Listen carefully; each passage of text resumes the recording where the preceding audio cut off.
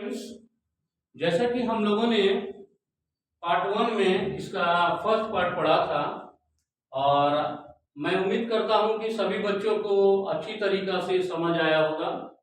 और आज हम लोग इसका सेकेंड पार्ट, इसी पोएम का सेकेंड पार्ट डिस्कस करने वाले हैं। Now let's start. देखिए, दे सेड, दे कौन है? तो स्टीयरिंग ट्राइब, वो जनजाति लोग क्या बोल रहा है? We are the oak trees and your own true family. वो जनजाति लोगों ने कहा कि हम लोग आदिवासी नहीं हैं। तो हम लोग कौन है भाई? तो हम लोग ओक का पेड़ है।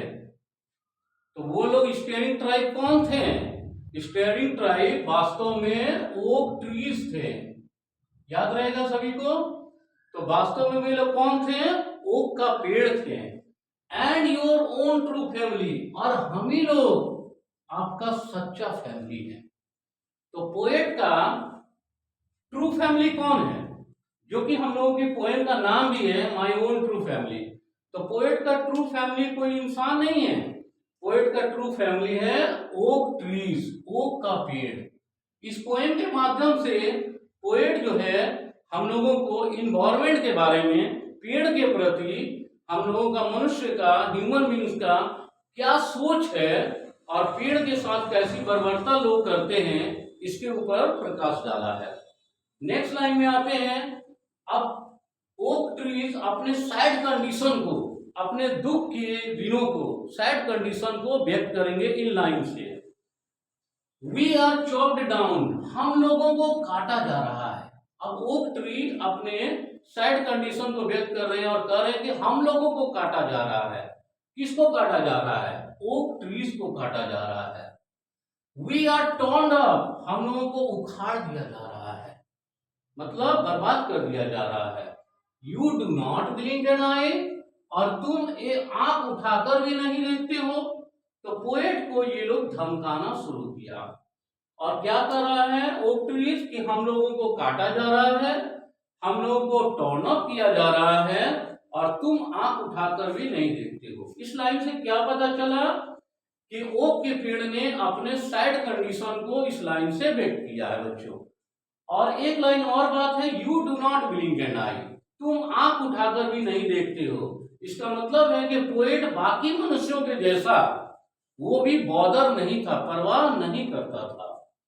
Unless you make a promise now, unless, unless का मतलब क्या होता है बच्चों? अनलेस का मतलब होता है इफ नॉट, यानी इसमें पहले से नॉट है। अगर तुमने वादा नहीं निभाया तो तुम्हें प्रॉमिस करना होगा।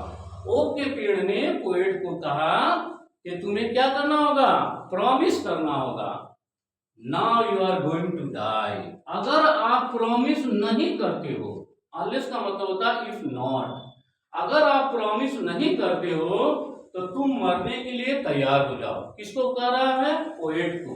कौन बोल रहा है बच्चों? तो ओक ट्री ने पोएट को कहा कि तुम्हें प्रॉमिस करना होगा और अगर प्रॉमिस नहीं किए, now you are going to die. Next stanza में हम लोग जाते हैं बच्चों। Whenever you see an oak tree felled, जब भी तुम एक ओक के पेड़ को कटा हुआ देखोगे, कितने ओक के ट्री को?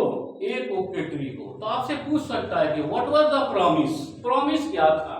तो प्रॉमिस था कि जब भी तुम एक ओक के पेड़ को कटा हुआ देखोगे, स्वेयर, कसम खाओ, now you will plant two, तो तुम्हें 2 पेड़ लगाना होगा।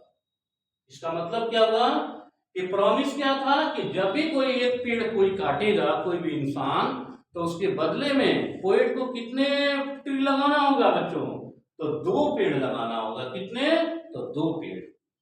आइए लास्ट का स्टेंजा में जाते हैं हम लोग। अनलेस यू स्वेयर, अनलेस का मतलब अभी हमने बतलाया कि इफ नॉट, अगर नहीं, अनलेस यू स्वेयर, अगर तुमने अपना कसम नहीं निभाया, तुमने अपना कसम नहीं निभाया, द ब्लैक ओक बार्क, ये जो ब्लैक कलर का ओक का पेड़ देख रहे हैं, तो किस कलर का जिक्र किया गया है? तो ब्लैक कलर का oak bark will wrinkle over you, ये आपको मरोड़ देगा। इस स्टेंजा में ओक के पेड़ ने पोएट को धमकाना शुरू किया, थ्रेटन करना शुरू किया कि अगर तुम अपना वादा नहीं निभाते हो, अपना तुम कसम नहीं निभाते हो, द ब्लैक ओक बार, ये जो ब्लैक कलर का ओक का जो छाल है, बार्क है, विल रिंकल ओवर यू, ये आपको मरोड़ देगा। नेक्स्ट लाइन में हम लोग बढ़ते हैं बच्चों, and root you among the oaks, और आपको जड़ के अंदर घुसा देगा। वेयर यू वेयर ओल्ड, जब आप जहां से आप जन्म तो लेंगे बट नेवर ग्रीव, लेकिन विकास नहीं कर पाओगे। तो ओक के पेड़ों ने पोएट को इसकी स्टेंजा में धमकाया है और कहा है कि तुम कसम खाओ कि अगर तुमने अपना वादा नहीं निभाया तो ये जो ब्लैक कलर का जो ओक का पेड़ है वो क्या करेगा, रिंकल ओवर यू, आपको रिंकल कर देगा, मरोड़ देगा, एंड रूट यू, जड़ के अंदर घुसा देगा, वेयर यू वेयर बोर्न, जहां आप जन्म तो लोगे लेकिन फिर कभी विकास नहीं करोगे। आइए बच्चों, अब हम लोग लास्ट स्टेंजा की तरफ बढ़ते हैं। अब जाकर पता चलता है कि वास्तविकता में ये पोएम जा कहाँ रहा है। तो दिस वॉज माई ड्रीम, ये सारी बातें कहाँ हो रही थी, ये सारी बातें ड्रीम में यानी सपने में हो रही थी। और वो ड्रीम पोएट ने कहाँ देखा था, तो बीनीथ द बॉक्स, बीनीथ मतलब होता है नीचे और बॉक्स मतलब ब्रांचेज, पेड़ की शाखाएं।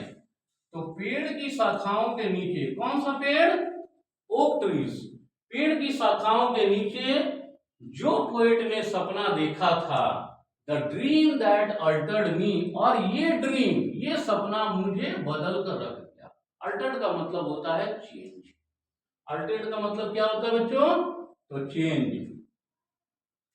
तो पोएट को क्या चेंज कर दिया, वो ड्रीम जो पोएट ने बीनीथ द बॉक्स यानी पेड़ की शाखाओं के नीचे जो ड्रीम देखा था, वो ड्रीम जो है पोएट को क्या किया, अल्टर्ड कर दिया।